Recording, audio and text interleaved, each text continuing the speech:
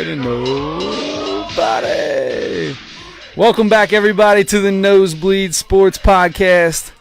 I am Chris Witt, and in front of me, as always, is Mr. Adam Schmidt. Adam, how are you today, sir? Excellent. How are you? I'm doing awesome because today, as usual, not as usual, but going on with what we've done about every 4 weeks, we've got a special guest with us today. He's a writer for LockedOnBengals.com, graduate, Morehouse University, and a graduate of The Ohio University, and finalist in the latest issue of People Magazine's Sexiest Man Alive. Mr. Andre Edwards, how are you today, sir? Well, I'm good. I'm tired of coming in third place in that competition. It's a little ridiculous at this point. It's not right. It's just not right. I don't know how it keeps happening. I know when I get my vote that I'm constantly putting you up there. So I just keep getting beat out by like Idris Elba and Matthew McConaughey for some reason. I don't know. Obviously, these people don't see you enough. You're not out there enough. Writing, your picture's not out there enough. You need to get on screen. No. Oh man, Andre, welcome back to the show. We appreciate you coming on, man. How have you been for the last 5 weeks? Man, I've been missing you guys. I'll tell you what, the drama of the Cincinnati Bengals season has been a roller coaster, to say the least. And I appreciate you guys having me on and giving me a cathartic outlet to be able to talk things through a little bit. There you go. Well, speaking of talking things through, Andre is recently come out 3 days ago. Is that right? The latest latest article on LockedOnBengals.com. The good, the bad, and the ugly. give me a consensus or what do you call it? The Cliff Notes. Yeah. No, I just kind of basically looking at the first half of the season and going back and thinking, all right, what really stuck out to me that's been really, really good, right?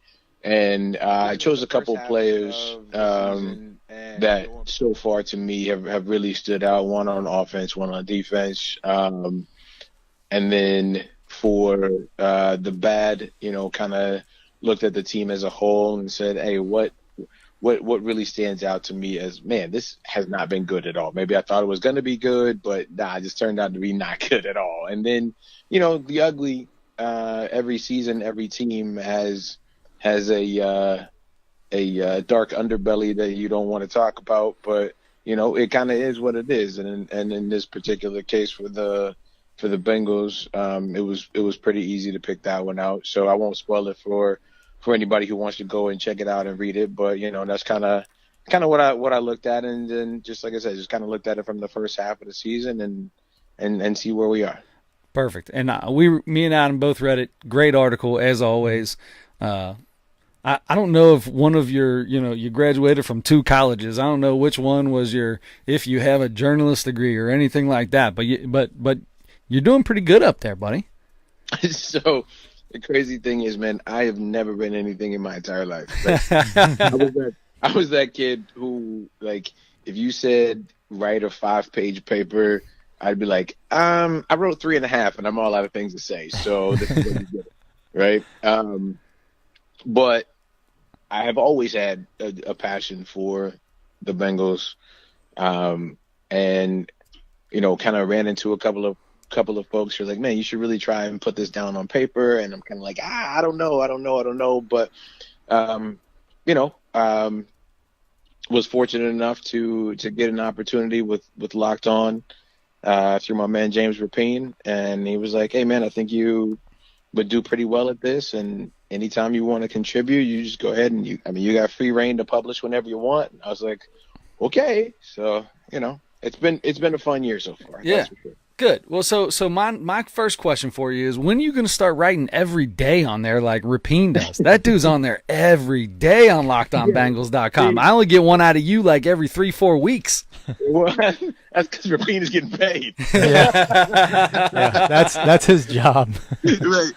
That's Rapine's everyday job, is to talk sports. Mine is more so like, hey, between budget meetings and running kids to soccer practice, let me go ahead and try and slide in an article here. All right, well, let's get into it. So recap. So to recap, the Bengals are currently 5-3, puts them on pace at 10-6, right where you had them when you were on with us before the first week. Adam, of course, had them at probably I don't know, 7-9 or something. I can't remember. I was like 8-8, maybe 8-9. 9-7, maybe. So we're on a good path. Problem is, so obviously to me, the biggest thing that's killing this team right now is injuries. Yep. I mean, you get 7 inactive spots on your roster every week, and last week I think they had 10 guys that they would have put on the inactive list. They had to dress a couple guys just to keep them on the roster. Yep. So let's start there. Second half of the year, who's coming back? What do we got coming? The bye week couldn't have come at a better time. Give us some good news. So, from an injury standpoint, I guess the good news is John Ross practiced in full yesterday and today. Billy Price practiced in full yesterday and today. One more player, trying to think off the top of my head, that I was looking for, maybe Darquez Denard, I think, practiced in full. Yeah.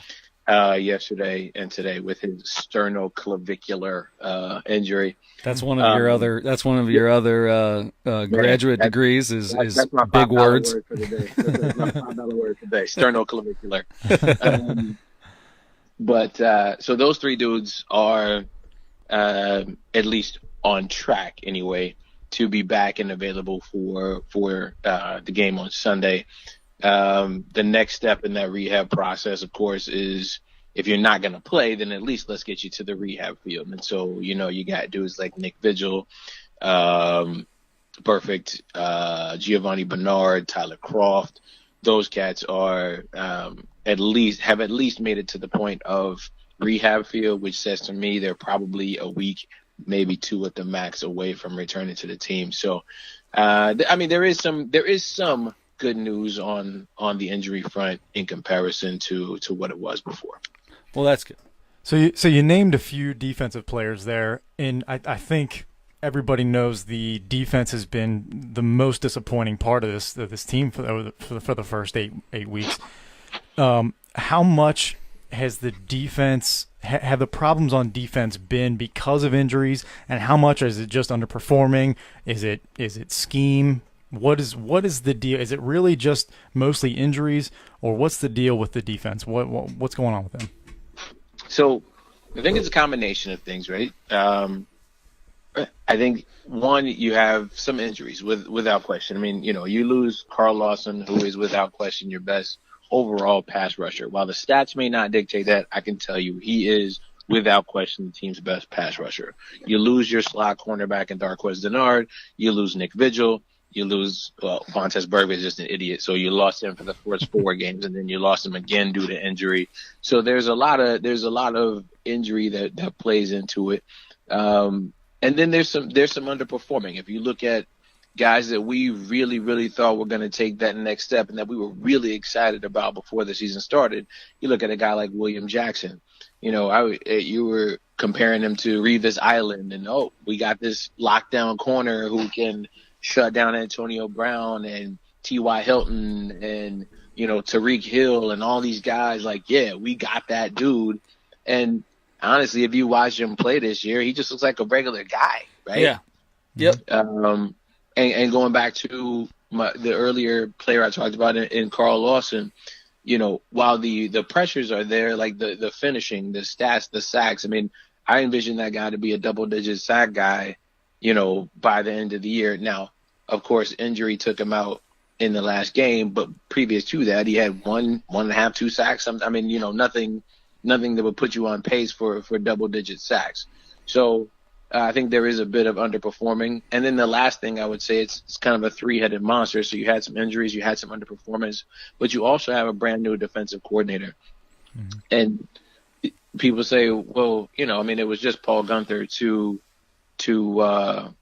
the guy who's there now escaping my memory, but to the new defensive coordinator, Guenther.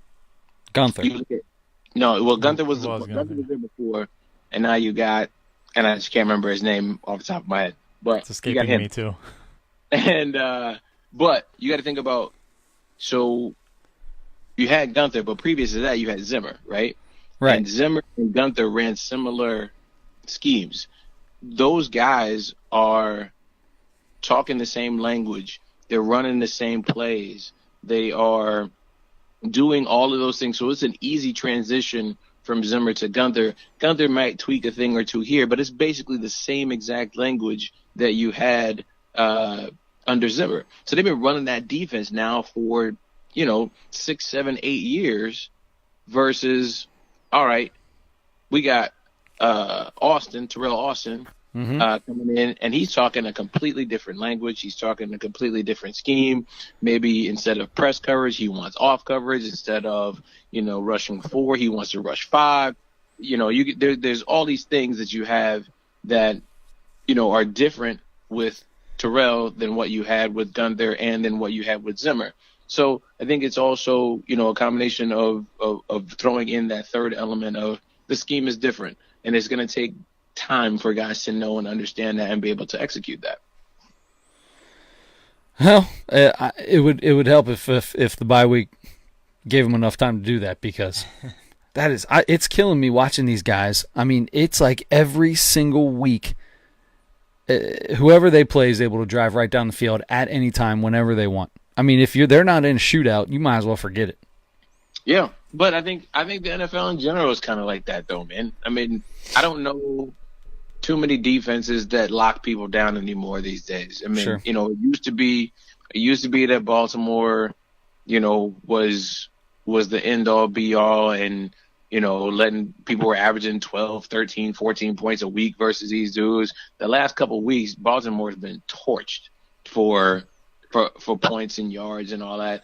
You got the Rams, who had Ndamukong Suh and the other defensive tackle right up front, who, those guys are the best pass rushers, and they're amazing and they're awesome and whatever. Yeah, they get lit off. I mean, Drew Brees dropped 45 points on them last week. So I mean, I don't know that there's any defenses out there that are really, based upon the way the league is going and based upon the way the rules are right now, I don't know that there are any defenses out there that are really playing lights out at this point.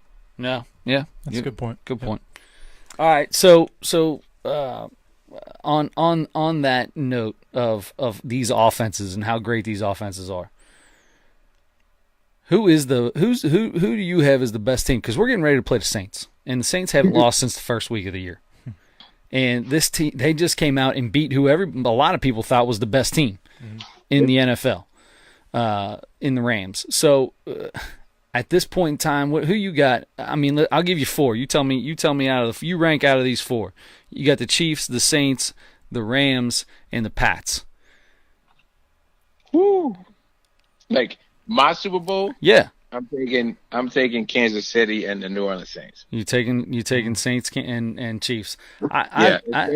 Especially if Kansas City can get home field advantage throughout the playoffs and have Tom Brady and company come to Kansas City. If they have to go to New England, I think New England wins it. But if New England has to go to Kansas City, I think Kansas City will take them out. Well, I'll tell you, the way that they're playing right now, I mean, that looks like that's going to be what goes on. The only loss they're going to have is going to be that Patriots game. Is the over-under in that game like 120 or something? Oh, if the Chiefs and Saints play that? That's why I want it, right? Like, Yeah.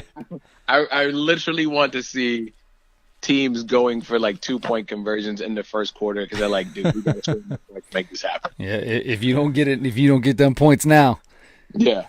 don't leave anything on the field. No, it's going to be great. That would be fun. Okay, well, so we're not giving up on the Bengals yet, though. Maybe the Bengals will be one of those teams in the Super Bowl. I feel Psych. good. Hey, they can put points up with just about anybody else, even with AJ Green being out right now. Yeah. You got Tyler Boyd. I'm gonna throw it out here. Tyler Okay, Boyd. Mr. 11-5. Tyler Boyd. Yeah, exactly. Tyler Boyd has looked really good. Yeah. And it's going to be different when he's getting double covered all the time.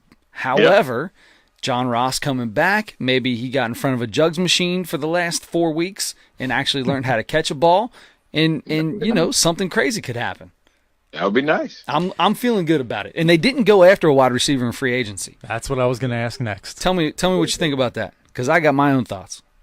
Were you upset or that they did? And it's not that they didn't go after him, because you don't know. You'll never hear what happened in the front office with the Bengals. You're never going to hear any leaks.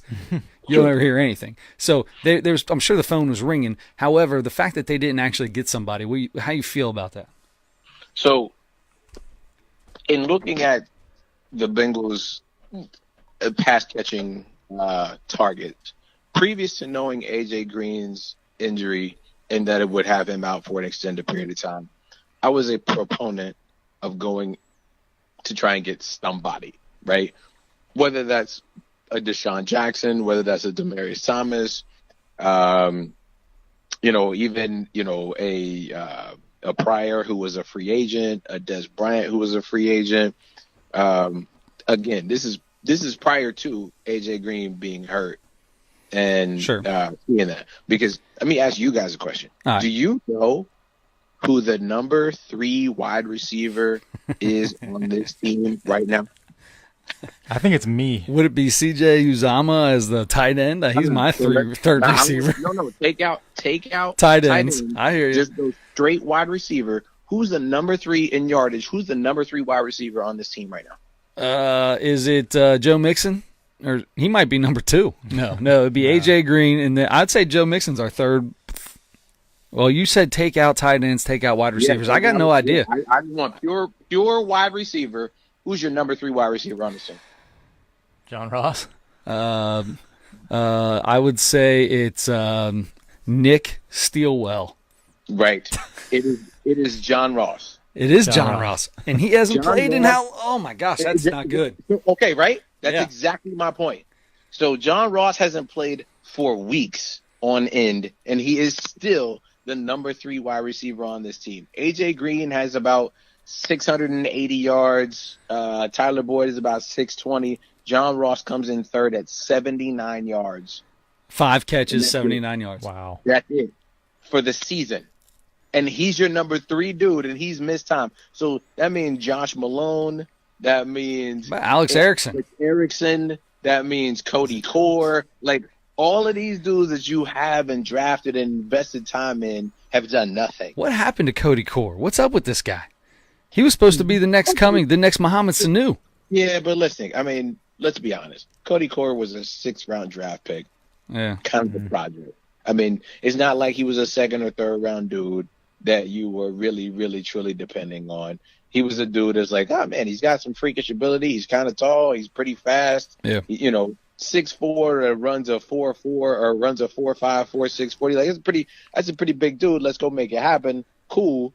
But in the grand scheme of things, he's probably not a great route runner. He's not where he's supposed to be. He doesn't study the playbook as hard as he should. All those things that make you a 6th-round draft pick, right? Sure. Yep. By the way, you mentioned Des Bryant. How about going into the week, Bengals Saints. Bengals lose A.J. Green. Saints pick up Des Bryant. How excited is Des Bryant to be on the opposite side of Michael Thomas and have the most accurate quarterback in the history of the league throwing to you? And not only that, the Saints don't have a second wide receiver. Right. No, they really don't. They're putting up 40 points with only one receiver. Ingram, they have developed a way to get around that, but they don't really have a second wide receiver that is imposing to anyone at all. So if you're Des Bryant, you just walked into probably the greatest scenario known to man for a free agent wide receiver. Like, one, you kind of sort of need me.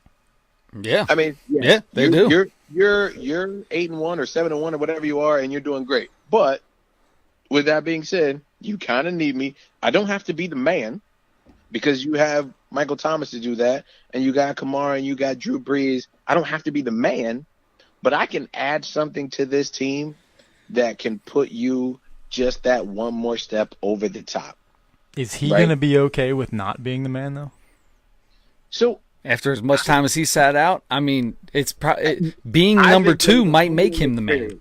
right? So I think that was a humbling experience. Well, time will tell if it was a humbling experience. Sure. But I think it should be a humbling experience for him because I think he felt like, I'm Des Bryant, throw up the X. I'm going to get, 4 years, 50 mil, walking in the door. People are going to love me. And then you sit out the first 6, 7, 8 weeks of the season. And it's kind of like, wow, this kind of sucks.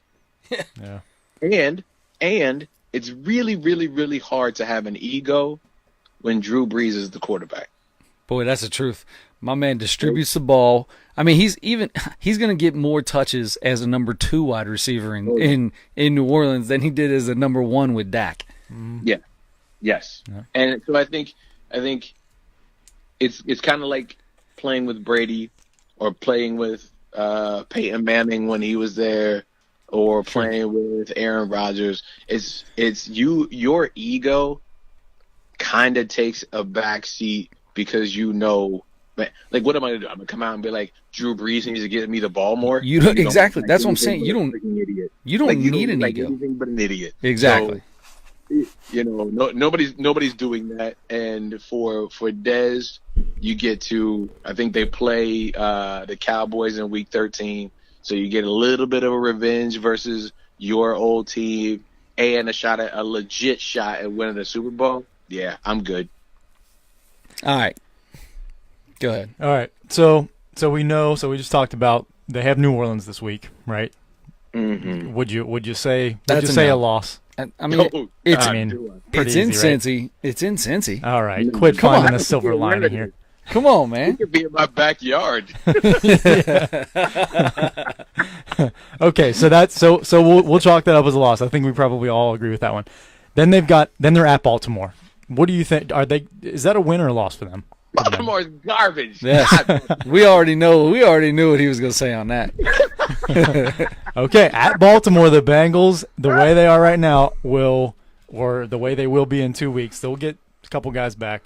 So the only thing that scares me about that game is not having AJ Green, because AJ Green lights Baltimore on fire. So that piece of it would be the one part that I'm like, that makes me a little nervous. I want to see what they look like this week versus New Orleans. I do not expect them to win, and I do expect them to probably get handled relatively. I see it being at least a 2-score game by the time it's all over. But with that being said, this gives you a week to try and figure out, okay, who's that second dude, who's that third dude? Well, you really depend on these guys. And so I mean, I don't think as coaches and players that you chalk up losses in that fashion. But I think if I am offensive coordinator, defensive coordinator, head coach, it's like, all right, we probably not winning this game, but we got to figure things out for games that we can win. Right. So while we may not beat New Orleans, I need to find out, can Cody Core beat, whoever the cornerback is for Baltimore? And I need to find out, if Josh Malone can run a route and beat whoever the safety is at Baltimore. So while, again, not having AJ Green does scare me a bit, Baltimore's trash. All right. So then you got a bye week because you play the Browns at home. So that's a bye week, right? I won't say bye week, but you should win that game. You should win that game. Yes. All right. And then you have the Broncos at home. I mean, I really feel like we come out of the next 4 games easily. I mean, no doubt 2-2, but easily could be 3-1. That puts the Bengals at 8-4. Yeah. Now we're right back looking at Daddy's looking a lot better right now, ain't he? 11-5 is looking pretty good. I see 2-2 here because I think they 2-2. Yeah, I think they lose to either at Baltimore or Denver at home. You think they'll lose to Denver? I think that was my toss-up game even back as far as when we first started doing these podcasts. Maybe I said Denver is that toss-up game that the second Baltimore game. And then that Denver game is a difference between 9-7 and 10-6 for me. Andre, come on. This Denver team, you're talking about this Denver team right now as a toss-up. that defense is not Thank you. is good. What happened? What happened? There was no defenses. I'm just saying that defense is good, and They I gave don't up know. 30 to the Chiefs. Oh, it's the Chiefs. Chiefs. That's the Chiefs. Man. We gave up 175 to the Chiefs. That's a terrible example. You're right. 30, but they did give up 34 to the Jets too. Yeah, that probably shouldn't have happened. All right, so we're looking at 2-2, maybe 3-1 in the next 4. So that gets us through the next 4. We're hoping to have you on again 4 weeks after that to talk about that and then get us ready for the stretch run. Yeah. Right. If you're still good to do that. Yes, sir. So, but in 2 weeks, I believe we're going to see you in person. Yeah. Yes, sir. Yeah. How's the arm? I got my walker ready. You got your walker ready? How's the arm feeling? Yeah. Whew. Yeah. Man. You got out and grabbed a pigskin, threw it around a little bit yet? Nah, not even a little bit. You don't need to. You walk out there with all us boys and it's not much of a challenge for you. It becomes more of a challenge every year. Let me tell you that. Shoot, you always get first pick and you take your boy that you bring with you. There's number 1 and 2 out of athleticism in the whole place, and you guys are always on the same team. Hey man, I got to use the old guy privilege. That's fair. That's fair. Privilege. There you go. I hear you. Oh, goodness. All right, man. Hey, listen. So we'll see you in a couple weeks, and we'll definitely get you back on here after will that be week 13, I believe, right? Yeah. Yeah. So. We'll go into the that'll be the end of the third quarter, if you will, of the season, and get ready for the stretch run. All right, man. So when's your next article coming out? Probably in the next 2 weeks. I want to see what they look like without AJ. Just kind of get a feel for. Not that I'm just being like, yo, the Saints is a blow off game, but I think if you You'll be surprised. if you lose to New Orleans and somehow lose to Baltimore, I think you really have to start looking at, all right, what's the future hold and what are we really doing here? Because I mean, at that point you'll be 5-5. At least, given that scenario, you'd be 5-5, and I don't know that you are really in contention because you look at the teams ahead of us, right? So you got Kansas City, you got New England, you got Pittsburgh, you probably have Houston, the Chargers. Who you get a chance to play, but the Chargers, Indianapolis with a no longer rusty. Boy, he's not either. He looks good. Man, he looks really good. Like in those 6 teams alone, like how much confidence do you have that the Bengals are winning again? What is probably a road game at this point? I'm pretty confident. You're the only one, buddy. Listen, to be honest, I feel confident against the Chargers team, especially in the playoffs, because the Chargers teams are always going to fall apart in the playoffs. I feel comfortable against, except for when they play us and right. In our house, 4 years ago. I'm just saying that happened. I understand, but I was there. But then you got. I mean, the Colts, as good as Andrew Luck is, the dude's throwing. I think he's got the second most or third most touchdowns in the league right now, or something crazy. And yards are out of. But they're still a 500 team. Sure. I mean, that doesn't scare me too much. And that's if they make it. I'm not saying they do. I know. I'm just saying, like you say, 6 teams. I feel pretty confident against a few of them. So no, you feel confidence versus 2. Yeah, a few is 3, Chris. Right. Sorry. Yeah. Okay. Yeah. I feel confident against the Dolphins. There you go. Yeah. I mean, and again, like if you're likely coming into it as at best a 5 or a 6 seed, so you're gonna be on the road. You're likely gonna be playing somebody like Pittsburgh and or the Chargers, because Kansas City probably it's either gonna be Kansas City or New England as the 1 seed. then you'll have either Kansas City, New England, and or Pittsburgh as a 2 seed, and then whoever's left of those 3 as the 3 seed. If you're the 6 seed, you're either going to Kansas City, going to New England, or going to Pittsburgh. And I don't think any of us feel super confident about those matchups. I'm gonna tell you that last game in Pittsburgh. I mean, that really could be for the AFC North.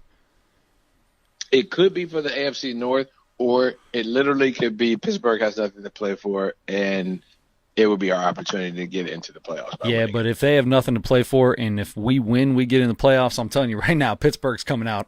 They're coming out playing. Maybe. Or this scenario, they're locked in as a 3 seed. They know they own Cincinnati. Yeah, come on. Win this game so we don't have to face Houston, or so we don't have to face Andrew Luck. Lose the game and we play Cincinnati. They're probably pretty excited about that. Please let it be Cincinnati. God, let it be Cincinnati. Yeah, for sure. At home? Oh, yeah, bring it. Mike Tomlin's a smart guy. He's not going to make that mistake. I don't know how smart Mike Tomlin is. That guy gets on my nerves. Good coach, though. Omar Epps. Is he a good coach? Is he really a good coach? Of course he is. I don't know about that. Anyway, that's for another day. All right. Andre, we appreciate it, brother. Get some sleep. I'm glad you took a nap before you came on. Had to. All right. Hey, and good luck next year in Sexiest Man competition or contest for People Magazine. Again, number 3 is getting a little old. I hear you. You're going to jump Matthew McConaughey here soon. Hey, you know what else is getting old? You are. So you've only got a few years left. Hey, man, it's not even getting. I'm already at. What are you talking about? One last time before we leave. This is Andre Edwards with us. He's writer, LockedOnBengals.com. Andre, if anybody wants to get at you, brother, how do they get at you on the tweet box? Oh man, just hit me at Andre Edwards 06, baby. All right, that sounds good. We appreciate it, man. Thank you, Andre. All right, see you guys. See it. Bye. Andre Edwards with the Nosebleed Sports Podcast. He's always fun to have on. He is. He's just a ball of personality. I love that guy. Yep, he's good. Very good. He is. All right. So let's get started here. So that's the Bengals. That's the first half of the Bengals from your Bengals insider, Andre Edwards, at Andre Edwards 06. Read his articles on LockedOnBengals.com, man. He does a really good job. He does. All right, so let's get into it, man. It's football. We'll continue on, and we'll just go. How did our picks go last week? Oh, they went really, really, really well. So I went with a new strategy. I was down by, I think, 4 games to you, and I decided I'm just picking the opposite of everything you take. Yep. Which seemed to backfire. I'm sorry to tell you. It tends to do that to me. I went 3-0 last week, which means you went 0-3. I went 0-3. So here we are. What does that put? Where are we at standings wise on this? So I'm at 13-11, and you're at 6-18. So if you're betting on games and you're betting on Thursdays or Wednesday nights, listen to Adam, because I want to know how many games you would have won if you would have bet the same spreads on Sunday. And that doesn't matter. Doesn't matter. That's not when you bet it. You get the spread at the time of the bet, so good for you. Happy for you. I'm not really happy for you, but I'm happy for you. And all right, so what am I? You are 6-18. Good night. I got a ways to go. All right, I'm only 7 behind you. I can make that up. Yep, you can. All right, let's get this started, brother. In that case, you're like winners go first. What do you got? All right, so for this week, I am taking a game that we just talked about quite a bit. So the Bengals are 4.5-point underdogs right now against New Orleans. Mm-hmm. I will take New Orleans with a whole lot more than 4.5 points to beat the Bengals. So I got New Orleans there. Miami is at Green Bay. Green Bay is a 9.5-point favorite. A spread that big usually scares me. So I am taking Miami to cover that. All right. Lastly, Seattle is at the Los Angeles Rams of Anaheim. I mean, the Los Angeles Rams. The Rams are a 10-point. The Rams are a 10-point favorite in that. I am taking the Rams to win by more than those 10 points. Man, okay. Okay. New Orleans, Miami, and the Los Angeles Rams are my teams this week. All right, so that leaves it up to me. I should start going first. Not like it matters. All right, so I'm not very good. I got 3 kids. I don't get a lot of time to stare at this stuff beforehand. I'm continuing to use the same excuse every week. So here we go. All right, let's get started here. I'm going to take Miami. No, I'm not taking Miami. I'm getting off it. I'm going 3 games opposite of you. I'm going to make some ground up.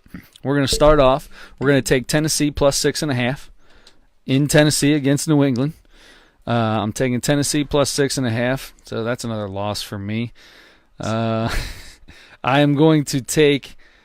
You know what? Let's do this. I'm taking the Bengals plus 5.5. We're at home. We're in Cincinnati. Joe Mixon goes off. Bernard's has a possibility of being back. I'm taking 5.5. The Saints play a lot of close games. So it's 5.5 now, right? 5.5 now. Okay. When I looked at it the other day, it was 4.5. So am I getting the 4.5 spread, and you're getting 5.5? Hey, Is that? No, I think that's fine. It's not. No, it's the time that we're doing it right now. We're doing it right now on the air, and right now Sportsline has it at 5.5. So that's what we're going to do it at. So it's 5.5 for me too, then. Yes. Okay. All right, and then from there, I am going to take Tampa Bay minus 3 in Tampa Bay. Fitzmagic does it this week. Tampa Bay. What did you say the spread was? Minus 3. -3. Okay. Is that 3? Is that 3 games? That's 3. All right, got there you go. Tennessee, Cincinnati, and Tampa Bay. All right. Well, there's going to be some more losses for Chris. Good luck to you. Please, if you are listening to our bets, let us know what we should bet on. And don't ever take the teams that I take, because I get my ass kicked every single week. We do still need, you just mentioned it, but we do still need to come up with whatever the loser has to do or whatever. I'm pretty sure nobody wants us to do the Speedo bet again. Last week I wore Speedo for the show. Nobody seemed too excited about it. I sure wasn't. I know putting my crotch 3 feet from your face was probably horrible for you. It wasn't probably horrible. I know it was horrible for you. So we got to come up with something good. I don't know what it's going to be. We got to come up with something good. We got a lot of time. All right, so we're going to get into a new segment that we started here last week, Get Off My Lawn. And let me tell you something. Halloween was last week. You know what? I am absolutely sick and tired of people asking me to go to haunted houses. Why and what is it about a haunted house that makes everybody excited? Why do I want to be scared? I don't want to be scared. It's not scared. You know what it is? Startled. I'm not scared. I know there's a guy on the other side of that wall when I'm walking through this thing. I know he's there. He's there every single time. Mm-hmm. I'm not scared of him. Chainsaw, hockey mask. I'm not scared. But yeah, when he jumps out and starts screaming, that startles you. It's a startle. It's not scared. Either way, I hate that. You know what else I hate? I'm sick and tired of people wanting to go to scary movies. Like, I don't care. I don't care about watching that. Number one, I still get nightmares. I'll have a nightmare about that. I'll tell you right now, I'll sleep with the lights on. Wife will hate it. I don't care. I'll sleep with the lights on if I got to. Be laying up in the middle of the night thinking about that. No, but for real, it's the same thing. They just wait and gets real quiet, and you know what's about to happen because the little girl's going up the steps, and you know it's up there. There's noises up there. Mom and Dad are downstairs. They're the only people in the house except you. Why are you going upstairs to the sound? Mm-hmm. Get the hell out of your house. I hate that. I don't like to be startled. It's not a very long get off my lawn. I don't know how you feel about it, but I can't stand. I love Halloween and little kids dressing up. I hate haunted houses. I hate scary movies. Man, preach. Those are the exact words I would have used for those things as well. I may have been to 1 or 2 haunted houses, and not like the big ones, like somebody made a haunted house at their house or something when I was a kid. those are the last ones I will ever be at. I'd never. Why in the world? And from what I understand, they're pretty expensive too. Why in the world would you spend 10, 15, 20 It's bucks? ridiculous. Here's the deal. I'm not scared of clowns. I'm not scared of Jason Mask. I'm not scared of some guy with a fake chainsaw standing. It doesn't scare me. Mm-hmm. There's nothing. It's not scary. But when I'm walking around a corner knowing 100% that this dude's about to jump out at me, I hate that. Don't jump out from behind me. I don't like to be poked from behind, and I don't like that. Don't startle me. Don't grab my foot or whatever. You grab my foot, something might happen to you. I'm going to tell you that right now. You don't grab my foot. I am so the same on haunted houses and scary movies. I never, ever, ever watch scary movies. I hate it. Because of the same thing. Why do I want... I'm a comedy guy. I'm a comedy guy. Give me a good comedy and I'm good to go. Thank you. And I'm telling you what, next time you see a scary movie and you feel like you need to sleep with the lights on, come to my house. We'll both sleep with the lights on, all right? Am I big spoon or little spoon? You're what? You know what? I'll sleep on the floor. I don't know what I have a bad feeling about what you might wear to bed. I don't know. I don't need to be any kind of spoon. Anything to bed. And that's exactly what I'm getting at. So this is the other thing I'm scared of. I'm scared of haircuts, these crazy haircuts in the NBA. I'm at the Xavier game the other day against Ooey Pooey, IUPUI, and this cat needed to be, and I looked his name up when I was at the game and I can't remember, but he needed to be in this. He had a top ponytail and a back ponytail. It was some Jeremy Lin ugliness. Speaking of Jeremy Lin, congratulations on your victory. Yes, Jeremy Lin did beat Iman Shumpert in this past week's poll. Thank you for voting, for the folks who voted on that.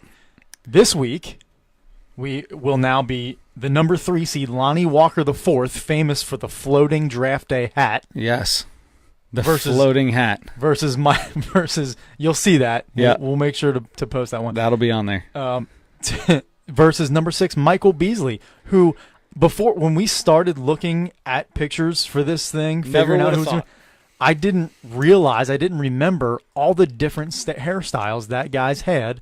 So many different types of braids and stuff, but then when he takes those things out. Dude, when he gets in between braids, if he's out of town and something gets a little funked up with his braids and he pulls them out while he's out of town and he ain't got back to his stitcher back at the house. Ooh, boy. You're talking about a lion. Yes, a lion's mane. It is beautiful. Anyway, so that'll be good. I think you'll enjoy this one. Could be a close one. I think this one could be a close one. Jeremy Lin ran away with it. The umbrella hair from the number 1 seed, El Dreyfus or whatever that dude's name is. Alfred Payton. Yeah, Alfred Payton. That dude's umbrella hair. Those two ran away with it. This could be a close one. So we're getting into the middle of it. Yep. Thank you for voting. Keep voting, and we'll get to it. Speaking of the NBA, brother. Let's get into it. Yeah. The big 3 in the NBA. We're not going to get it every week for the beginning of this NBA season. We're not going to get into a whole big spiel about the NBA, but we're going to pick 3 topics a week. So the big 3 this week. Give us number 1. And we can run through the first 2 pretty quickly because we really want to talk about the third one. The first one, though, Jimmy Butler. The Jimmy Butler saga. We'll just call it that. Mm-hmm. So a couple of days ago, I think we both saw the same article where someone said by Tuesday night, Jimmy Butler will be a Houston Rocket. That didn't happen. No, it did not. It's Wednesday night right now. He is playing right now as we speak with the Minnesota Timberwolves against the Los Angeles Lakers. Jimmy Butler, by the way, missed 3 games last week for no reason, just because he decided he's not going to play in those games.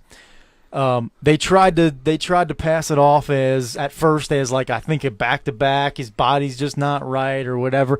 And then he missed the next game too, and then it really came out okay, he's still in this whole phase where he requested a trade at the beginning of training camp. Yeah. It didn't happen. He still doesn't love Karl Anthony Towns. He still doesn't love Andrew Wiggins. He wants out of there. He wants out of Minnesota. He had that famous practice, right before the season started where he's yelling at everybody, and then he beat the starting 5 with the last 4 guys off the bench or whatever. And in the games that he's played in 8 of their 11 games, he's been fantastic. Yeah, he's been great. So give him credit for not dogging it. But he did miss 3 games. They went 1-2 without him. That one win, though, was by 3 points against the Jazz at home, and that was the Derrick Rose 50-point game last week, which was a really cool thing, by the way. That was awesome. But anyway, so for right now, Jimmy Butler is still a Minnesota Timberwolf. What's crazy to me is, from what I understand, the Houston Rockets offered 4 first-round draft picks and Eric Gordon for Jimmy Butler. Maybe another piece, too, with Jimmy Butler. But if you're Minnesota, how did you not take that? That makes me feel like there's no way that was actually offered up. There can't be. How many first-round picks? I think I saw 4. No chance. It was 3 or 4 first-round Even picks 3. and Eric Gordon. That's ridiculous. If they didn't take that I don't believe then it. they're not going to trade him, right? They're not going to trade him if that's the case. But I don't believe it. And he's not going to sign next year, so they're going to trade him. Otherwise, you lose him for nothing. Oh, you get a I can't even say that word. Compensatory. Hey, that's how I was going to say it. Isn't that right? I think so. Oh, okay. That's why I just wasn't there you sure. go. I was scared to give it a go. Man, A give yourself some compensatory credit. pick. It just doesn't sound right coming out of my mouth. Anyway, you get a compensatory pick, but still, it's like a third round, like an extra third round pick or something like that. You're not getting anything for Jimmy Butler. So if you're telling me that they passed up 3 first round picks and Eric Gordon, there's no chance. I can't believe that happened. Yeah, it's hard to understand why they wouldn't pull the trigger on that if that truly was the trade that was offered. Yeah. Okay, so number 2 here. Number 2. Big 3, number 2. Tyson Chandler. Tyson Chandler has been with the Phoenix Suns for the last couple years.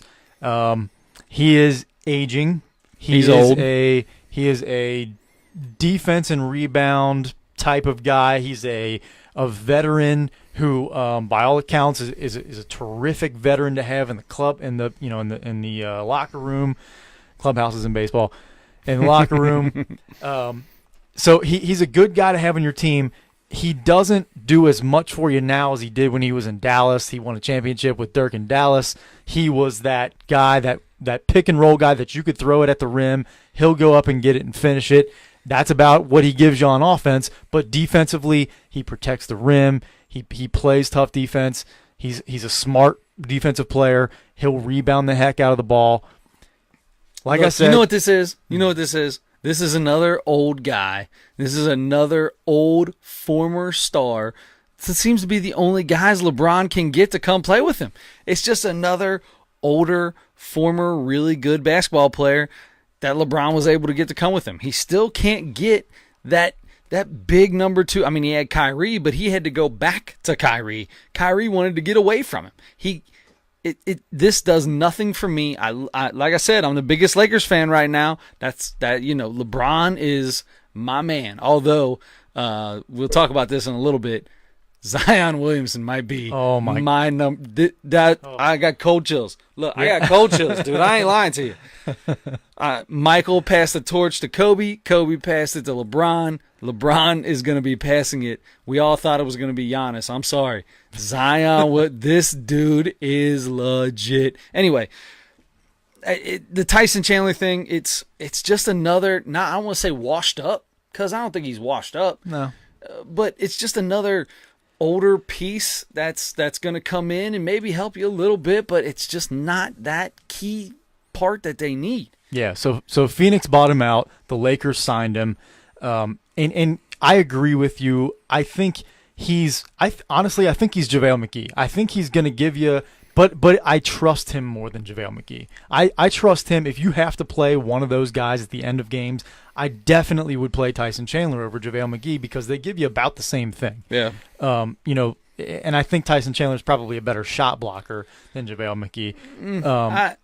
But either way, he's definitely Tyson Chandler's not going to make a basket for the other team like JaVale McGee will. He's a smarter player, which is why you would have him in at the end of games. And he will be helpful too. Now, he's not as athletic he anymore. I mean, he was at one point in his time. At one point in time, he's just, I don't know. Okay, so that's the other thing is he will be eligible. So there's a period after you sign somebody that they are not eligible to be traded. He will be eligible to be traded one day before the trade deadline, February 6th. So if they use him for a little bit and they play themselves out of contention for the playoffs or anything meaningful, maybe they get a little something. Maybe they get a second-round draft pick or something like that, for him. Maybe they can turn him over in a couple of months or 3 or 4 months, and they won't get much for him. But that's a possibility. Yeah. Or he can really help them down the stretch with defense and rebounding. I don't see him playing nearly as much. Dwight Cole. Alex. The enforcers. He came on here. JaVale's averaging 14.5 and has the most blocks in the league right now, averaging a 3.4. So, to be honest, JaVale McGee's playing well. Tyson Chandler, where does he help? I don't understand it. It's just another old guy that they brought on. I don't understand why they keep doing it. JaVale McGee's not old, but Lance Stevenson, Rondo's getting old. Just like we got a good young core. Bring somebody in the middle. Bring a middle guy. Bring a guy that's 25, 26 in. Why do they keep bringing in these old 30-year-old, these 34, 35-year-old guys? Well, then you're just bringing in another Brandon Ingram or another Brandon Josh Ingram's Hart like 21 years old, 20 years old. But what are you going to – who are you going to sign that's 25? I don't know. You're going to have to move pieces to get somebody. You're not just going to sign somebody. You're going to have to move pieces to get to them, and I think that's going to happen. The more they lose – they just had there was a meeting between Magic and Luke Walton, closed door meeting that they said it might have been closed door, but you could hear every word Magic said. He was yelling to at one point in time told Luke Walton to quiet down and wait till he was done talking, and it was some words that were said in there, and so at this point in time. They're going to start moving people. It's happened every time LeBron's on a team. The last 4 years, when he's out there, they start moving. He's going to have his second Lakers team by the time Christmas gets here. By the time Christmas, that's not that far away. No, not at all. Okay, so they're gonna trade. So you think they're gonna trade some of those young, valuable? No, I don't. I think you might lose one. You might get rid of one, but I think they got all these other. Old, veterans, that there's going to be a younger team out there that might need a veteran out there, and I'll try to get rid of them if you can. Get something for them. If you can get something for Stevenson or Rondo, or I don't understand why they got all these old farts. Anyway, I'm disappointed in the Lakers right now. Let's just say that. I'm disappointed in the Lakers. I know it's a new team, and I keep saying that they're going to be all right, but they don't look all right. Okay. So I think we kind of feel the same way, but I think Tyson Chandler signing is a little bit better than I think you think it is. But we'll find out. We're going to find out. All right, we'll find out. All right, so big three, number three. Number 3, Jamal Murray. Nice young player. Out of Kentucky. Yep. Known for the 3 arrow. Back at Kentucky, every time he hit a 3, did the 3 arrow. He'd shoot the arrow up in the air. Okay, well, I don't like him now. But anyway. Big time. That was a big move at Kentucky, yeah. All right, maybe I wasn't paying attention. Anyway, he has a career-high 48 the other night. By the way, Denver Nuggets are maybe the best team in the league right now. They're 10-1, I believe. Yeah. They're playing outstanding. He had 48, career-high 48 against the Celtics and against another really good team. A really good team. Now, the problem is, the end of the game, he wants 50, okay? But they're up 8. It's 115-107, I think it was.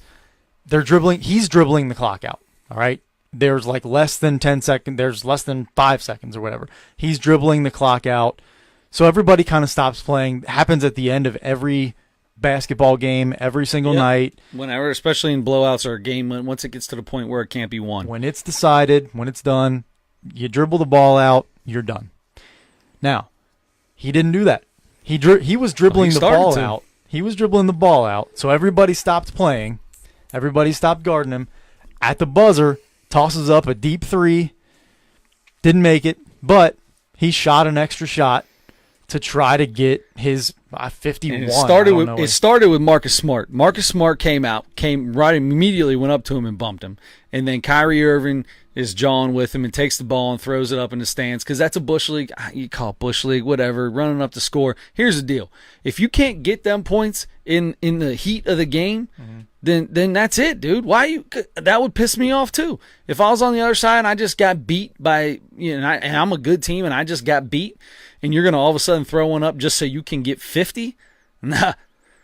Get it while we're playing. Yeah. If you can't get it while we're playing, then you can't get it. It is what it is. Listen, I bring this back to something that happened a long time ago, years ago, at the Cincinnati Gardens, Xavier's playing. I bring everything back to a Xavier game. But James Posey is dribbling the ball out. We're up by 25, 30. He's dribbling the ball out. I don't know if it was that much. It was probably like at that point in time, 15, 18. Game was sealed, but Posey was still in, so it must have been halfway close. He's dribbling the ball out, exact same spot on the court, about quarter court, sitting there, and right before the buzzer, he throws one up and makes it. And I thought Skip Prosser was going to tear his head off. He was so mad at him. Skip Prosser immediately ran out, yelled at Posey, and then turned around and ran over to the opposing coach and was you could see him apologizing for it. And Posey looked like he had no idea what he just did. But it's a form of showing a guy up. So yeah, I'd be pissed off. Good for Kyrie. He's lucky he didn't get that ball thrown back in his face and that ball got thrown up in the stands. I did. Now, normally I would kind of be like, okay, that's a baby move to throw the ball in the stands. That looks really bad. I love his explanation. Did you hear it? Well, that's the thing. I like the reason why he did it, though. Yeah. He said, you want that career high ball? Nope, it's going in the stands, going buddy. in the stands, exactly. That's a BS move. That's where the ball belongs. Yep. So I did like that. Now Kyrie got fined $25,000 for that, so I don't know if that was really worth it to him. But he was down in the bottom drawer of his locker and pulled it out and handed it to him right there. Pulled out some change hanging at the bottom of his locker. So but Kyrie was like, actually, yeah, I deserve that. I totally deserve that fine. I accept it. I still feel the same way I did about the shot. And you hear, and to be honest, Jamal Murray actually said, I probably shouldn't have done that. Yeah, I shouldn't have done it. But I get caught up in my emotions sometimes, and I was trying to get 50. Yeah, I don't care. Yeah, no, I'm the same way. I'm same feeling as you. I've been in that situation just in rec leagues, which means so much less. Doesn't mean anything. But I still feel kind of like that. Like, okay, you've beaten me. We're done. The game's done. You have the ball in the last possession here. Dribble it out. You shoot an extra shot, and it goes, especially if it goes in. Why do you need to do that? You've already beaten me. Yeah. It's adding insult to injury. Yeah. I'm already kind of upset because we lost. So, but I'm going to be a good sport. But you're being a terrible sport if you big thing. If you're being greedy and you got to get your extra points or your extra points for your team or whatever. Unnecessary shot. I want to ask Alex about this. I should have asked him about it before the thing. I don't know if he's still listening to here, but I wanted to ask his opinion. He's played so much basketball in his life at a really high level. So I think I know what he would say. I want to ask him about that. I can tell you because it says, yes, I love Kyrie for this. Oh, okay. That's what he said. Okay, good. So I don't know if he's still watching or not, but that's what it says. That's exactly what I expected. I thought that would bother Alex too. Jamal Murray taking that last.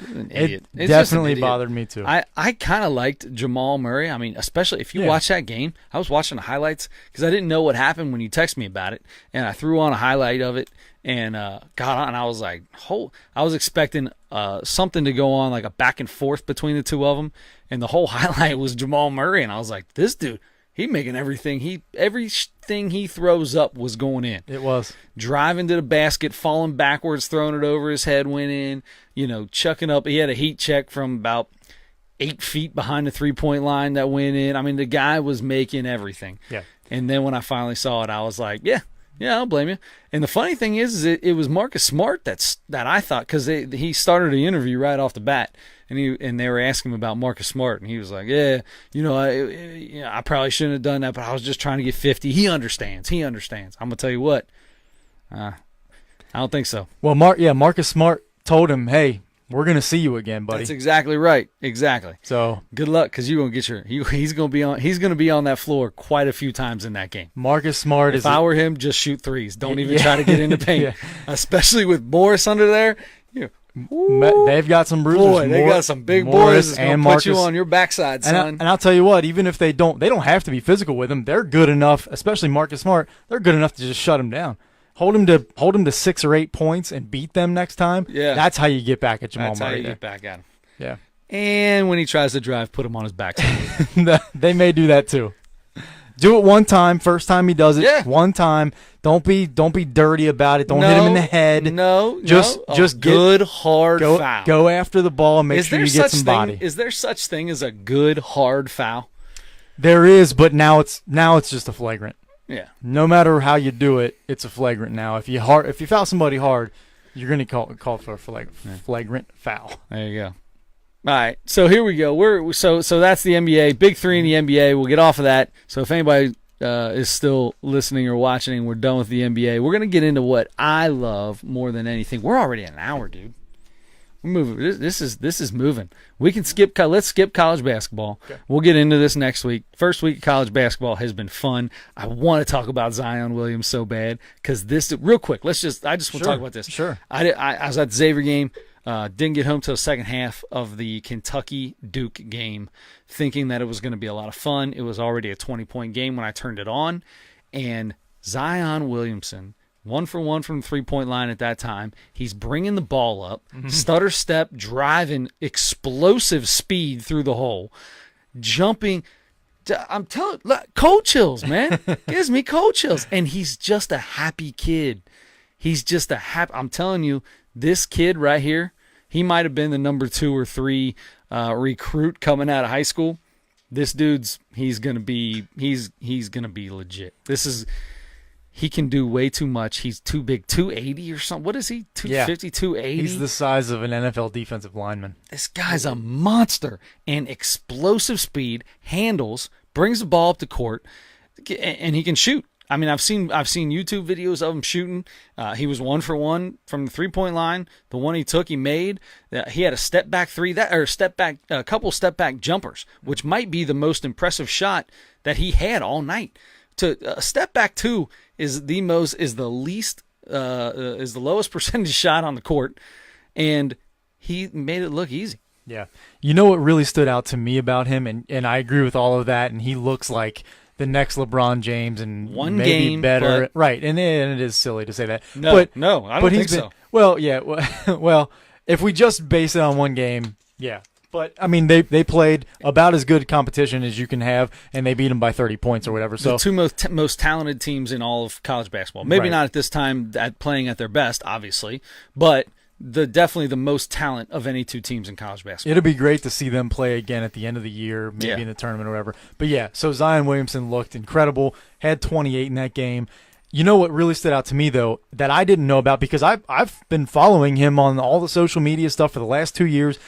Every single time he played a high school game, he had some unbelievable dunk and an unbelievable block shot. A highlight in every game. That looks like he's jumped, that he can touch the backboard when he's doing it.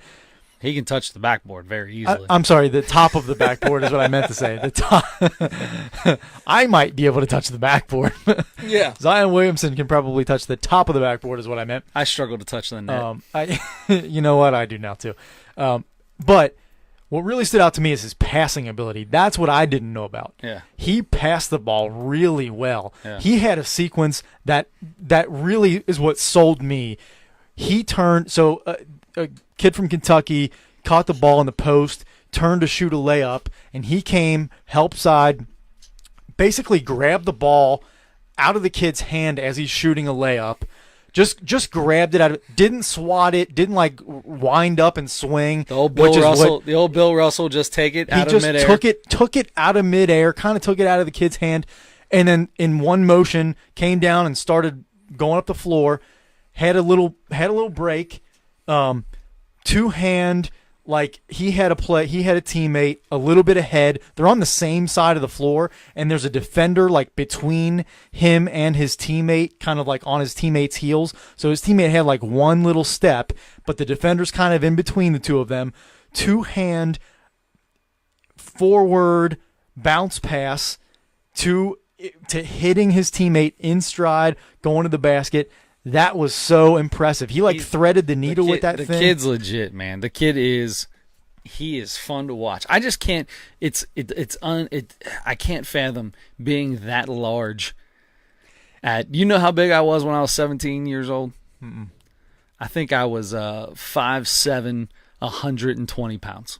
That's probably exactly what I was. And we were probably exactly the same. This dude is 6'7", 285.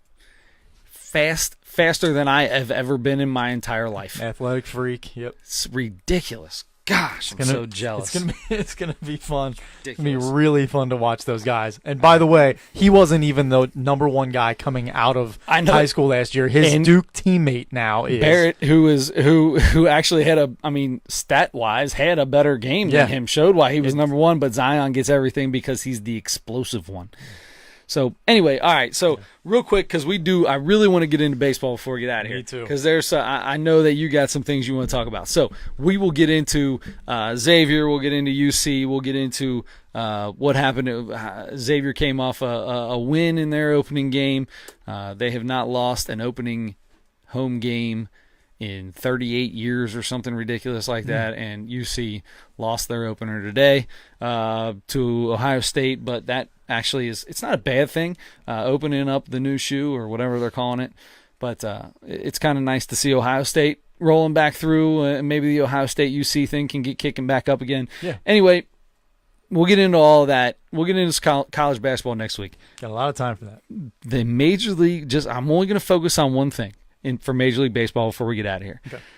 The Major League Baseball MVP finalists for the AL were announced the other day. Mm-hmm.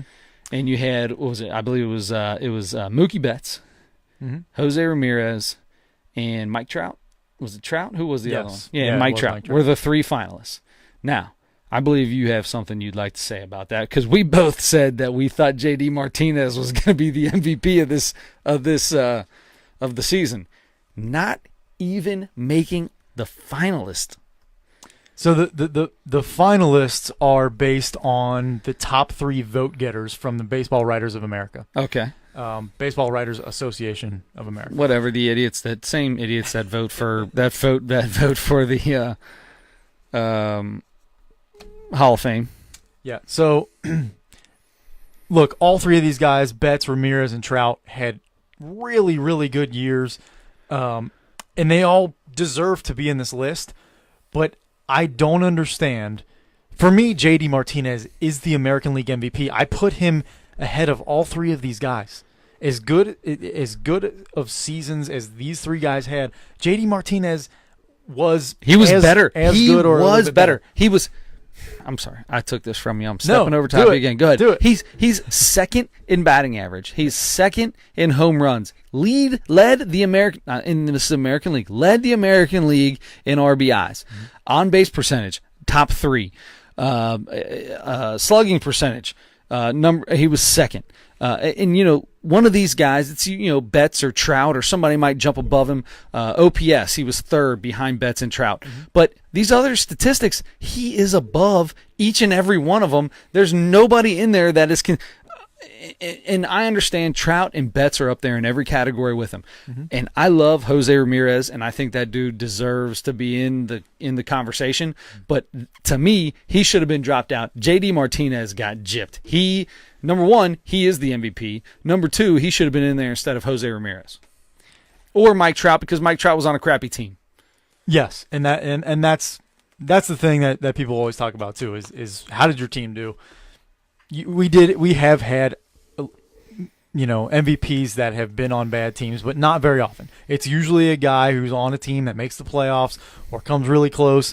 And in this case, JD Martinez, oh my God. I mean, look, Boston had the best offense all year. They were the best team all year.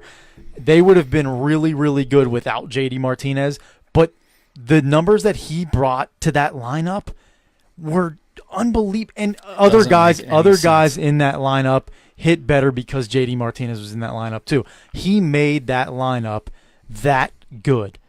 I mean, man, you said it. You said all the things. He was top 3 in almost everything. Not almost. He's top 3 in everything. The only thing he wasn't top 3 in was stolen bases. Everything else, including runs scored, He was third in runs scored. I mean, the guy, he's literally in the top 3 in every single offensive category. It's ridiculous.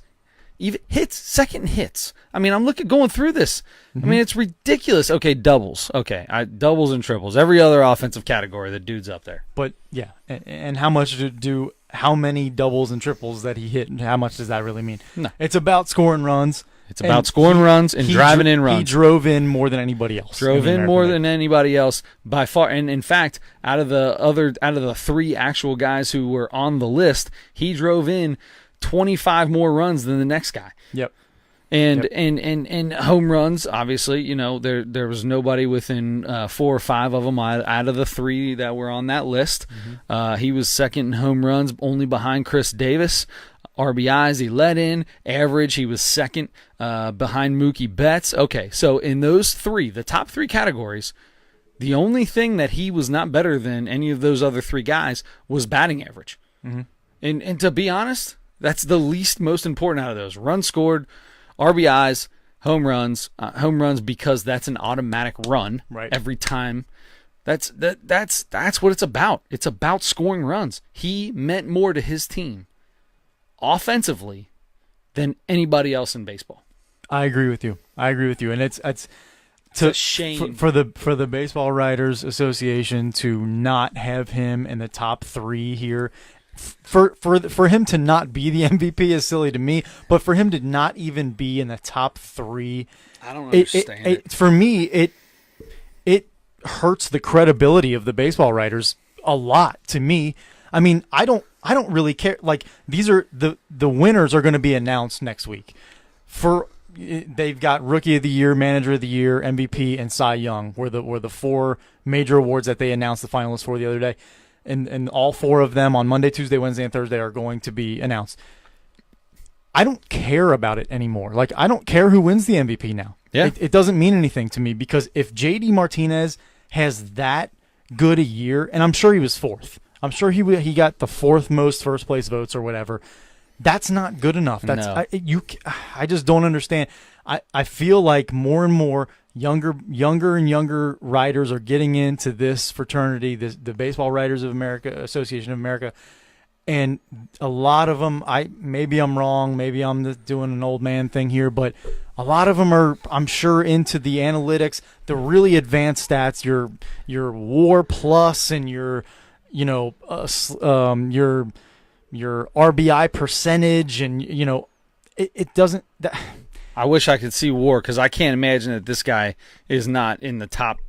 Doesn't lead the league in WAR. How can he not? It wouldn't make any sense to me, except for some of those WAR stats taken defensive, and he DH'd a lot and different things like that. So maybe he's not. It just doesn't make a bit of sense. It's a travesty.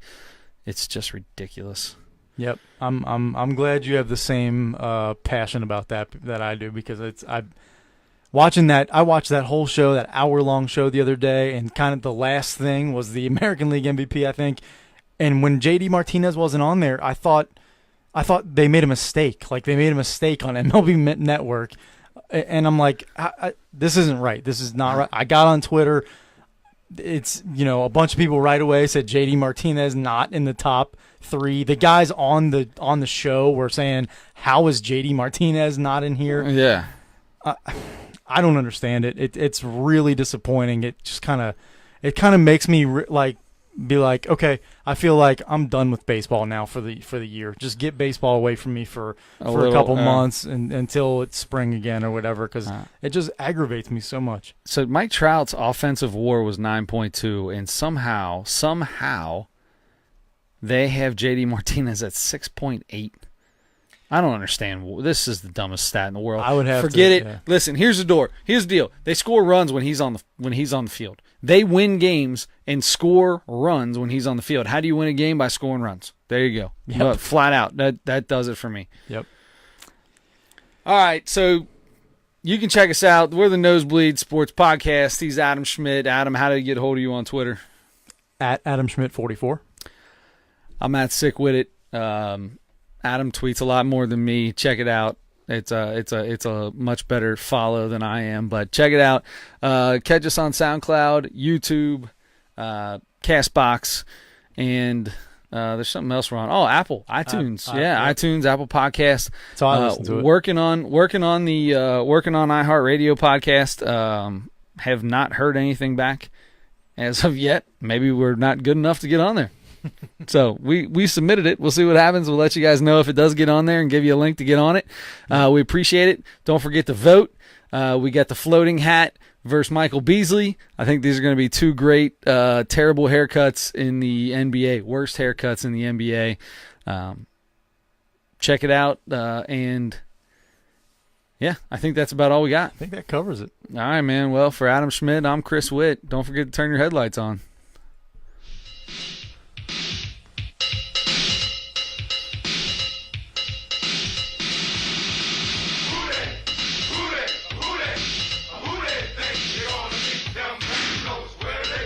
In the jungle.